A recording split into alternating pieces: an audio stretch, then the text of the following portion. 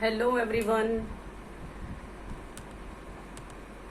इससे पहले मैंने आपको कराया था राष्ट्रीय आय के चक्राकार प्रवाह, जो कि उपभोग के क्षेत्र में या पारिवारिक क्षेत्र, व्यावसायिक फर्में, सरकार तथा शेष बाजार, इन 4 क्षेत्रीय अर्थव्यवस्थाओं में या ओपन इकोनॉमी, जिसे हम खुली अर्थव्यवस्था कहते हैं, खुली अर्थव्यवस्था में राष्ट्रीय आय के चक्राकार प्रवाह को हमने इससे पिछले वाले लेक्चर में कवर किया था। आज जो हमारा स्टडी का जो एरिया रहेगा वो है राष्ट्रीय आय के चक्राकार प्रवाह को प्रभावित करने वाले तत्व या इसके निर्धारक तत्व, किस तरह से राष्ट्रीय आय के चक्राकार प्रवाह को कौन से तत्व प्रभावित करते हैं। तो सबसे पहले जैसे राष्ट्रीय आय को Y से इंडिकेट किया जाता है और केवल 2 क्षेत्रीय अर्थव्यवस्था होती है, तो इसे हम C प्लस आई, C का मतलब है कुल उपभोग व्यय, I का मतलब है कुल विनियोग व्यय। उपभोग व्यय किया जाता है उपभोक्ताओं के द्वारा, तो एक सेक्टर हो गया ये परिवार या उपभोक्ता। दूसरा विनियोग, विनियोगकर्ता होते हैं जो कि उत्पादन की प्रक्रिया में और अधिक उत्पादन को बढ़ाते हैं, तो ये कहलाता है व्यावसायिक फर्में।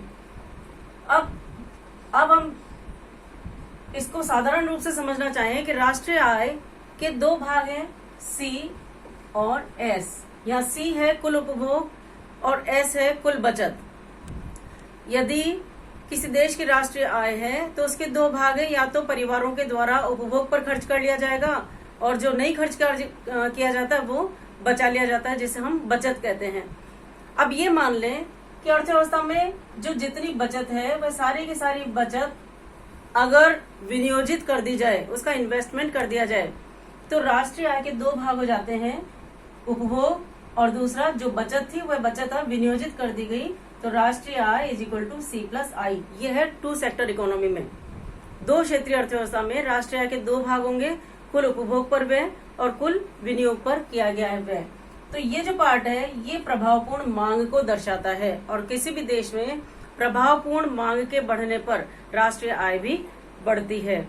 और जो भी तत्व, जो भी चर, जो भी वेरिएबल्स जो राष्ट्रीय आय को बढ़ाने में सहायक हैं, उससे राष्ट्रीय आय का चक्राकार प्रभाव भी बढ़ेगा। इसी तरह से 3 क्षेत्रीय अर्थव्यवस्था, अगर इसको में सरकारी व्यय को भी शामिल कर लें तो Y के 3 भाग हो जाएंगे, कुल उपभोग व्यय, कुल विनियोग व्यय और कुल सरकार के द्वारा किया गया व्यय। 4 क्षेत्रीय अर्थव्यवस्था को शामिल करें तो इसमें विदेशों से प्राप्त शुद्ध जो निवेश है वो हमें प्राप्त हो जाएगा। तो 4 क्षेत्रीय अर्थव्यवस्था के लिए राष्ट्रीय आय का निर्धारण C plus I plus G plus X minus M। यहाँ X निर्यात को इंडिकेट करता है, एक्सपोर्ट को, और M से मतलब इम्पोर्ट या आयात है, और इन दोनों का जो शुद्ध जो अंतर होता है वह राष्ट्रीय आय में जुड़ जाता है। तो राष्ट्रीय आय के निर्धारक तत्वों में हम इन चरों को सम्मिलित करते हैं। अब इसको एक तालिका के द्वारा भी समझा जा सकता है, जो कि राष्ट्रीय आय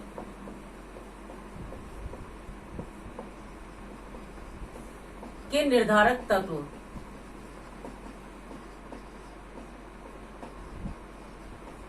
राष्ट्रीय आय के प्रवाह के, राष्ट्रीय आय के प्रवाह के निर्धारक तत्व ये 2 होते हैं। हम इन्हें 2 तरह से ले सकते हैं। एक तो आय प्रवाह को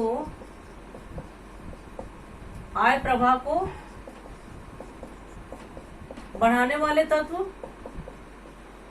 और दूसरा आय प्रवाह को घटाने वाले तत्व। ऐसे जो भी चर या वेरिएबल्स जिनकी वजह से आय का राष्ट्रीय आय का चक्राकार प्रवाह बढ़ता है वो उसको बढ़ाने वाले तत्व माने जाएंगे, और जिनसे राष्ट्रीय आय का प्रवाह कम होता है वो राष्ट्रीय आय के प्रवाह को घटाने वाले तत्व माने जाएंगे। राष्ट्रीय आय के प्रवाह को बढ़ाने वाले तत्व में पहला हम ले सकते हैं उपभोग व्यय।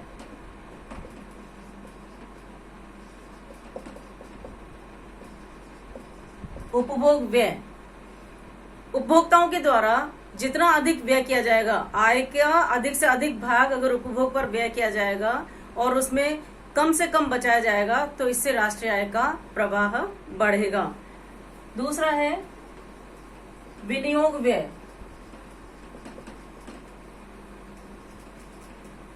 यदि व्यावसायिक फर्मों के द्वारा जो भी उनके पास पूंजी है उस पूंजी को वो और अधिक विनियोग में लगा देंगे तो इससे भी राष्ट्रीय आय का चक्राकार प्रवाह बढ़ेगा, क्योंकि ये भी इससे भी राष्ट्रीय आय बढ़ती है।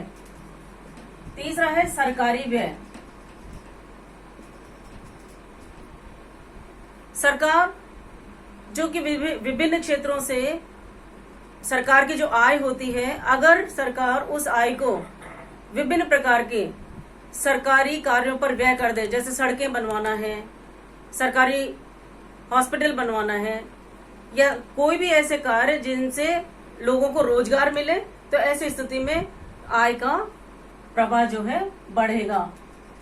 इसी तरह से निर्यातों में वृद्धि।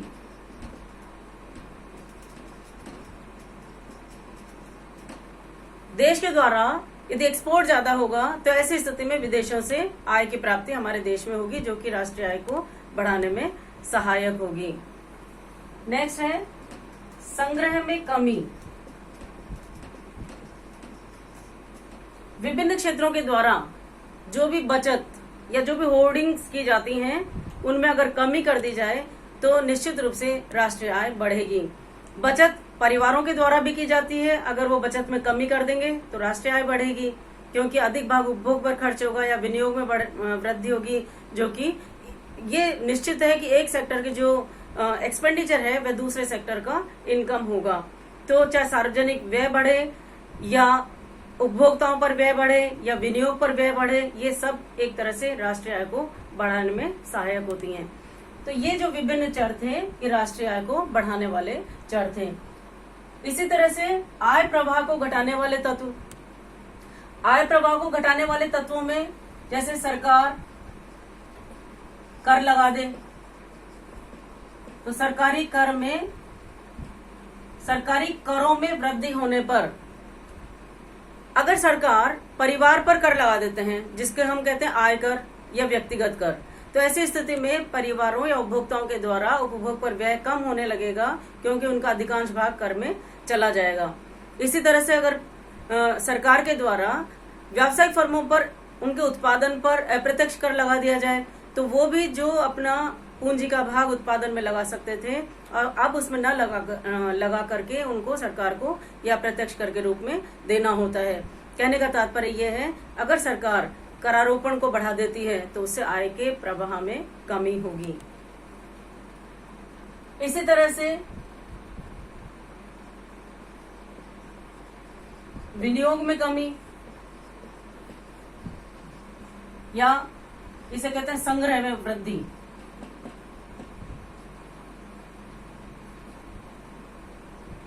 व्यावसायिक फर्म में अपनी आय को या विभिन्न क्षेत्रों से जो बचतें प्राप्त होती हैं उनको अगर विनियोग में लगा देती है तब तो राष्ट्रीय आय का प्रवाह बढ़ेगा।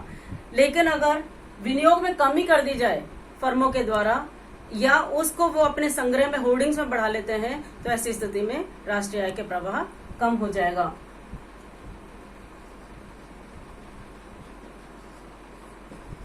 सरकारी व्यय में कमी। सरकार को विभिन्न क्षेत्रों से जो आय की प्राप्ति होती है, यदि इस आय की प्राप्ति को वह अपने बचतों में लगा दे, सरकार उसका एक भाग पूंजी बाजार में बचतों के रूप में दे दे, तो ऐसी स्थिति में जो सरकार व्यय कर सकती थी, जो कि दूसरे क्षेत्रों की आय हो सकती थी, इस तरह से आय का प्रवाह कम होने लगेगा। नेक्स्ट है आयातों में वृद्धि।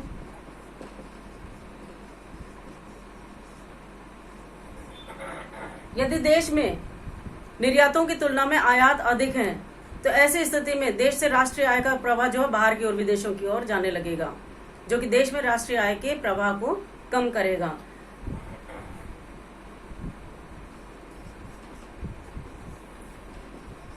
संग्रह में वृद्धि। संग्रह, यहाँ संग्रह में वृद्धि से मतलब है ये संग्रह चाहे परिवार के द्वारा किया जाए, चाहे सरकार के द्वारा किया जाए या व्यावसायिक फर्मों के द्वारा किया जाए, अगर इन तीनों क्षेत्रों से होर्डिंग्स या बचत या संग्रह में वृद्धि होगी तो ऐसी स्थिति में ये राष्ट्रीय आय के प्रवाह को कम करेंगे।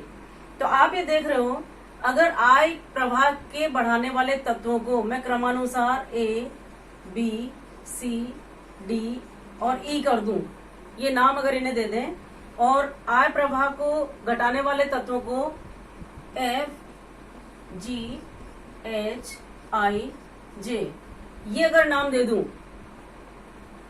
तो A plus B plus C plus D plus E, अगर आय प्रवाह को बढ़ाने वाले तत्व बराबर होंगे आय प्रवाह को घटाने वाले तत्वों के एफ, जी, एच, आई और जे, ये आय प्रवाह को बढ़ाने वाले तत्व हैं और ये आय प्रवाह को घटाने वाले तत्व हैं। यदि ये दोनों आपस में एक दूसरे के बराबर होंगे तो ऐसी स्थिति में देश में राष्ट्रीय आय का चक्राकार प्रवाह स्थिर रहेगा। इसी प्रकार यदि ये part A plus B plus C plus D plus E greater than F plus G plus H plus I plus J, आय प्रवाह के बढ़ाने वाले तत्व यदि आय प्रवाह को घटाने वाले तत्वों से अधिक होंगे, ऐसी स्थिति में किसी देश में राष्ट्रीय आय के प्रवाह में वृद्धि होगी। और इसी तरह से इसके विपरीत यदि ये वाले चर, ये वेरिएबल्स कम होंगे इन वेरिएबल्स की तुलना में, तो ऐसी स्थिति में राष्ट्रीय आय के चक्राकार प्रवाह में कमी होगी। तो आप देख रहे हो किस तरह से राष्ट्रीय आय के चक्राकार प्रवाह को बढ़ाने वाले तत्व और राष्ट्रीय आय के चक्राकार प्रवाह को कम करने वाले तत्व, इन्हें ही हम राष्ट्रीय आय के चक्राकार प्रवाह के निर्धारक तत्व या प्रभावित करने वाले तत्व भी कह सकते हैं। तो आज आपने ये जाना कि राष्ट्रीय आय के चक्राकार प्रवाह में जितने भी क्षेत्र होते हैं, चाहे वो 2 क्षेत्रीय अर्थव्यवस्था हो, 4 क्षेत्रीय अर्थव्यवस्था हो, खुली अर्थव्यवस्था हो या बंद अर्थव्यवस्था हो, इनमें राष्ट्रीय आय को जो विभिन्न चर प्रभावित करते हैं वो ही राष्ट्रीय आय के चक्राकार या वृत्ताकार प्रवाह को प्रभावित करते हैं। Thank you.